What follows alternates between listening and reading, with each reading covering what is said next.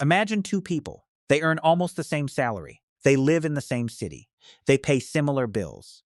On paper, their financial lives should look almost identical. But 10 years later, one of them has built savings, invested consistently, and sleeps peacefully at night. The other is still living paycheck to paycheck, stressed every time their phone buzzes with a banking notification. What happened? Was one simply smarter? Did one get lucky? Or is there something happening long before money ever leaves a bank account? Most people believe their biggest financial mistakes are obvious. Buying things they couldn't afford, taking on too much debt, missing investment opportunities. But those are only the symptoms.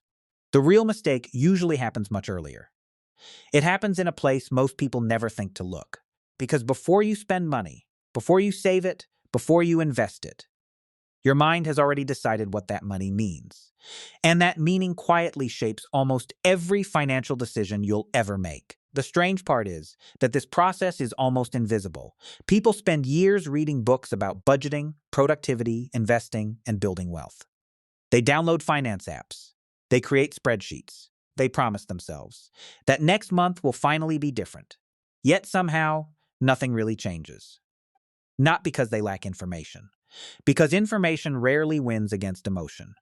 Here's something uncomfortable to consider. If knowing the right answer were enough, almost nobody would stay in debt. Almost nobody would overspend. Almost nobody would abandon their financial goals after a stressful week. So why does it happen? Because logic usually arrives after emotion has already made the decision. Think about the last purchase you later regretted.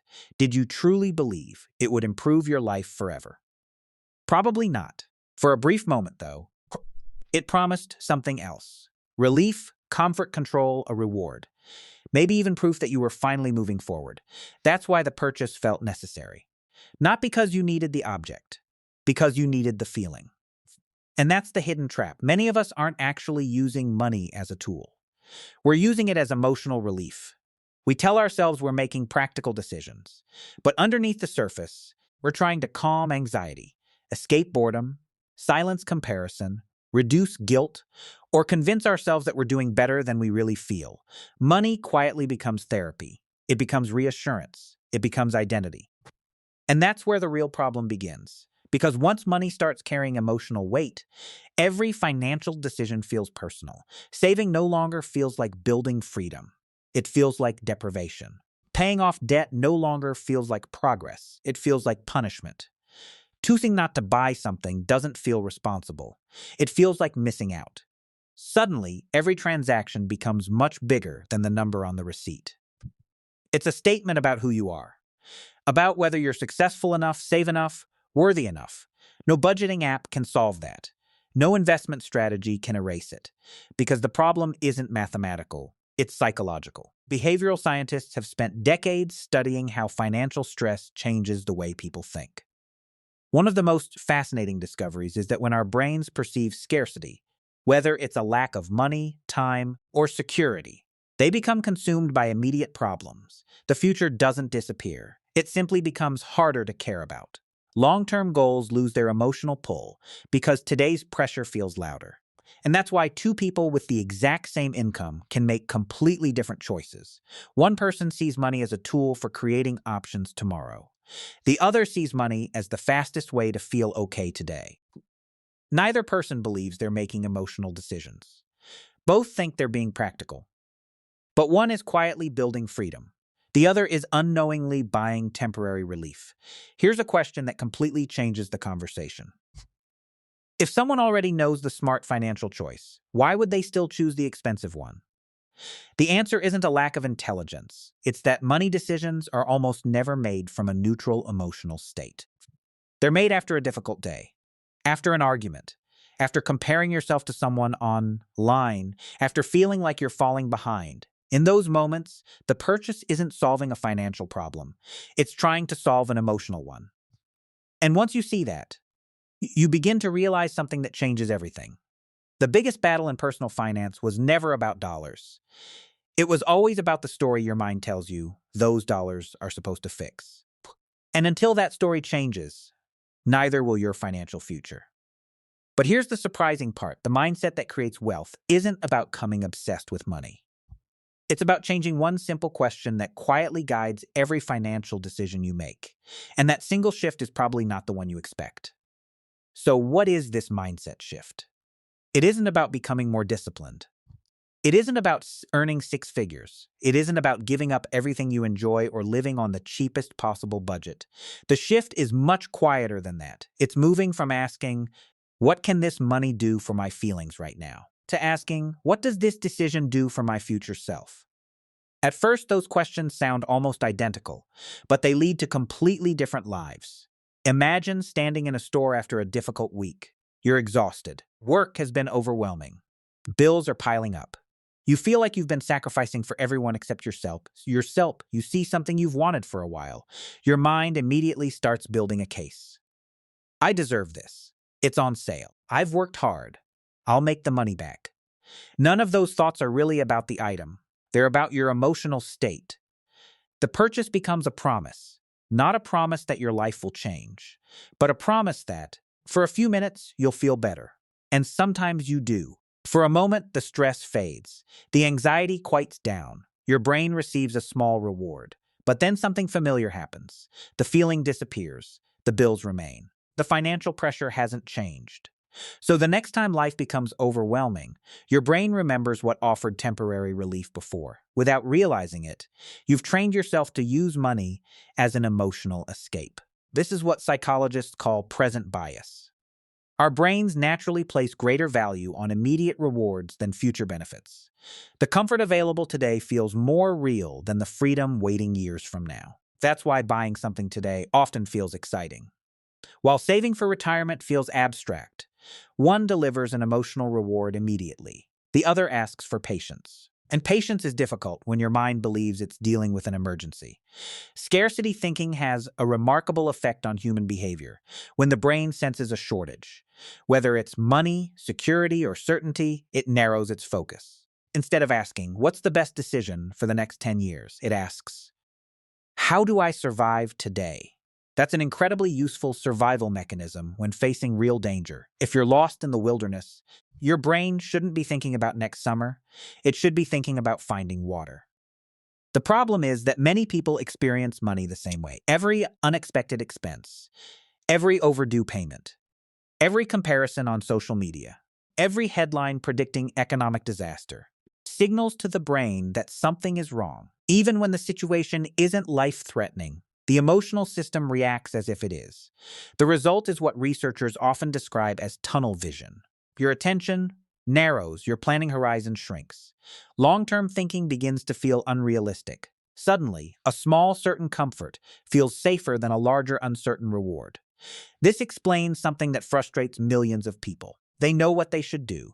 They know they should invest consistently. They know they should avoid unnecessary debt.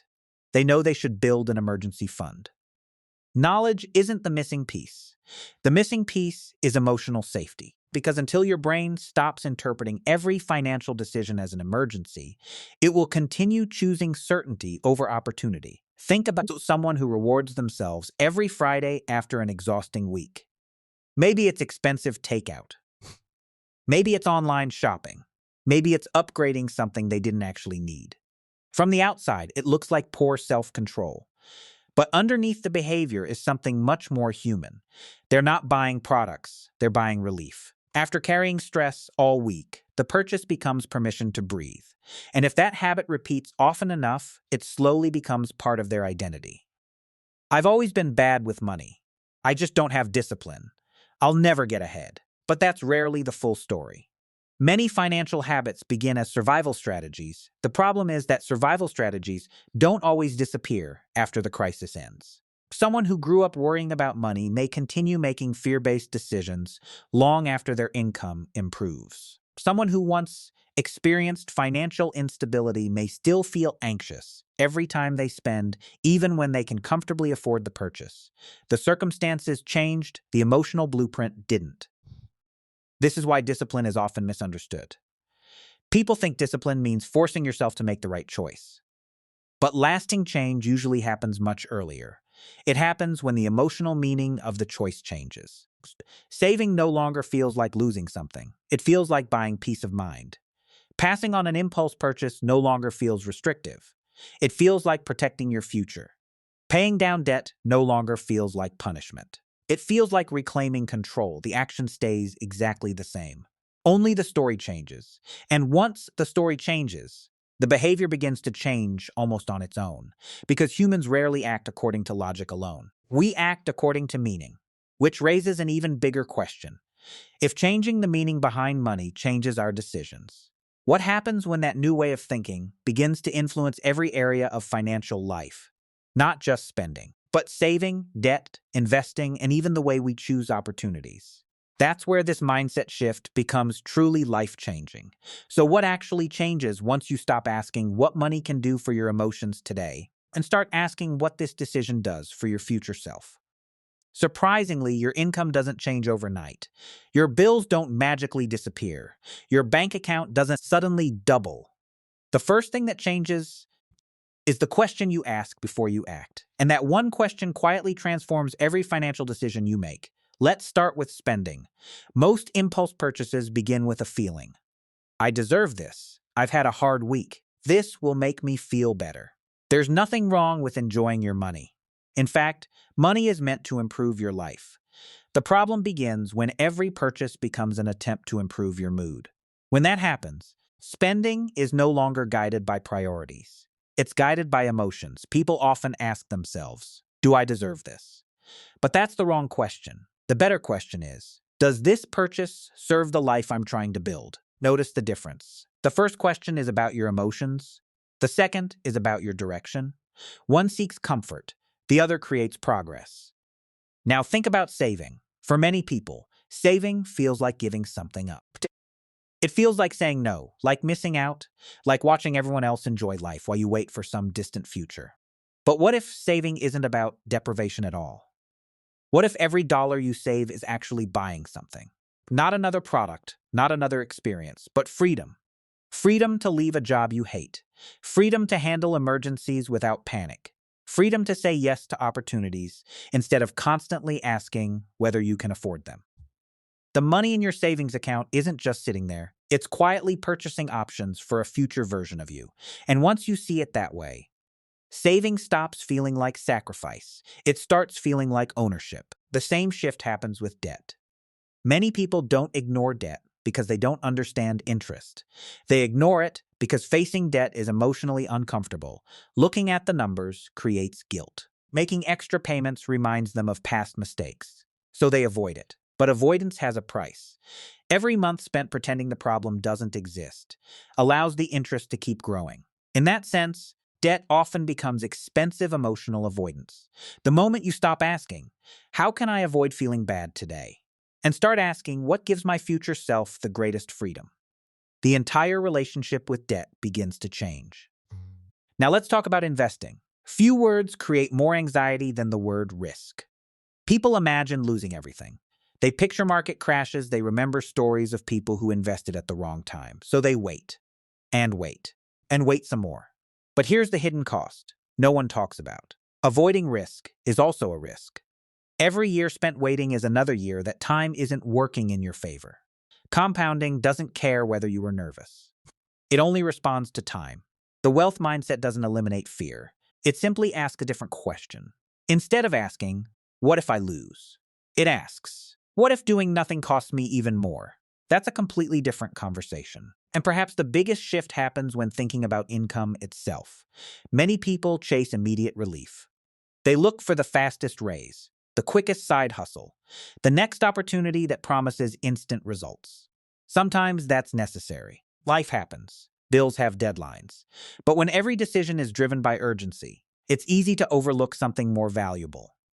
Leverage, learning a skill, building relationships, creating systems, developing expertise. These rarely produce immediate rewards. But over time, they create opportunities that short-term thinking often misses. Because the wealth mindset isn't obsessed with today's paycheck.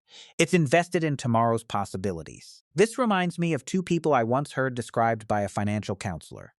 One earned a six-figure salary. The other made considerably less. The high earner upgraded everything the moment their income increased. A larger apartment, a newer car, more expensive vacations. Every raise disappeared almost as quickly as it arrived. Despite earning more than ever before, they constantly felt trapped. The modest earner did something different. Every time their income grew, they increased their lifestyle only slightly. The rest quietly strengthened their future. Years later, one person looked wealthy. The other had actually become financially secure. Their salaries weren't what separated them. Their interpretations of money did. One used money to keep proving something. The other used money to create choices. And over hundreds of ordinary decisions, those choices compounded. That's the part people often miss. Financial transformation rarely arrives through one dramatic moment. It arrives through thousands of small decisions that all begin with the same question. Not, what makes me feel better right now? But, what builds the life I want later? At first, those choices seem insignificant, skipping one impulse purchase, adding a little more to savings, making one extra debt payment, investing consistently instead of perfectly, learning a new skill instead of chasing instant gratification. None of those decisions change your life overnight, but together, they quietly change the direction of your life. Imagine standing at a crossroads. One path offers immediate comfort. The other offers future freedom. The first path feels easier because its reward is visible today. The second feels harder because its reward is invisible. Yet almost every lasting form of wealth is built by people who learn to tolerate temporary discomfort without immediately trying to erase it. Not because they're emotionless, not because they enjoy sacrifice, but because they stopped asking money to solve problems it was never meant to solve. Money cannot permanently fix insecurity. It cannot create self-worth. It cannot erase fear. It cannot guarantee happiness. But it can create options. It can reduce unnecessary stress. It can buy time. It can increase independence. And perhaps most importantly, it can support a life that's guided by values instead of moods. That's the real wealth mindset. Not believing that money is everything, but believing that money should answer to your values, not your emotions. Because here's the truth hidden beneath almost every financial decision. The transaction itself is rarely the most important part. The most important decision happens moments before you ever reach for your wallet. It's the meaning you've assigned to the money. If money means proving yourself, you'll keep spending to impress. If money means escaping discomfort, you'll keep buying temporary relief. But if money means building freedom, every decision begins to point in a different direction. And that's why two people can earn the same income, face similar challenges, live in the same world, yet end up with completely different futures. Not because one knew a secret investment strategy, not because one had perfect discipline, but because one made fewer decisions from fear and more decisions from design. In the end, the most powerful financial decision isn't made when you tap your credit card, sign an investment form, or receive your paycheck. It's made much earlier. In the story you tell yourself about what money is for, chant that story. And over time, you change your choices. Chant your choices. And you change your future because the greatest wealth mindset shift isn't learning how to make more money. It's learning to stop asking money to rescue your emotions and allowing it to quietly build your freedom instead.